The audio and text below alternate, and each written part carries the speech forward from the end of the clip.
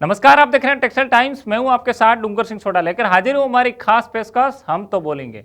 आज हमारी खास पेशकश में मुद्दा है महाराष्ट्र में लॉकडाउन, देश पर क्या पड़ेगा असर। जी हां, देश में कोरोना के सेकेंड वेव की वजह से कई राज्यों में तबाही मची है। महाराष्ट्र कोरोना के दूसरे चरण के संक्रमण का गढ़ बन गया है। राज्य के कई इलाकों में लॉकडाउन किया गया है। आर्थिक रूप से देश में सबसे अधिक औद्योगिक राज्य में लॉकडाउन की वजह से भारत के ओवरऑल ग्रोथ पर असर पड़ सकता है। अब हम आपको बताते हैं कि लॉकडाउन की वजह से पूरे देश पर क्या असर पड़ सकता है। यदि बात रियल एस्टेट की करें तो इसमें रियल एस्टेट सेक्टर के हिसाब से दो बड़े इलाकों में मुंबई मेट्रोपॉलिटन रीजन और पुणे शामिल है।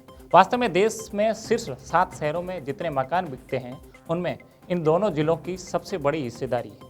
देश के शीर्ष 7 शहरों में साल 2019 में जितनी प्रॉपर्टी बिकी थी और साल 2021 में पहली तिमाही तक इसमें इन दोनों शहरों की हिस्सेदारी 48% थी, जबकि जनवरी मार्च 2021 में इन दोनों शहरों की देश के रियल एस्टेट मार्केट की हिस्सेदारी बढ़कर 53% हो गई।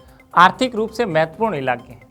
महाराष्ट्र में जिन इलाकों में कोरोना वायरस का नया संक्रमण तेजी से फैल रहा है उनमें मुंबई, पुणे, ठाणे, नासिक और नागपुर शामिल है।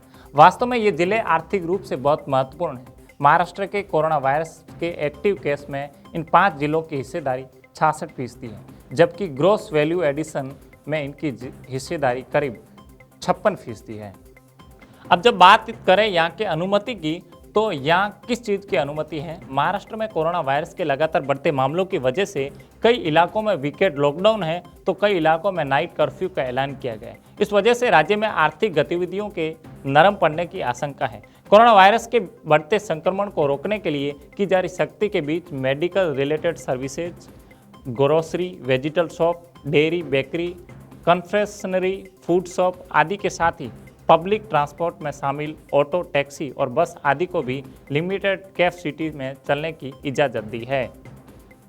महाराष्ट्र का भारत की जीडीपी में करीब 14% योगदान है, जो देश की किसी भी अन्य राज्य से ज़्यादा है।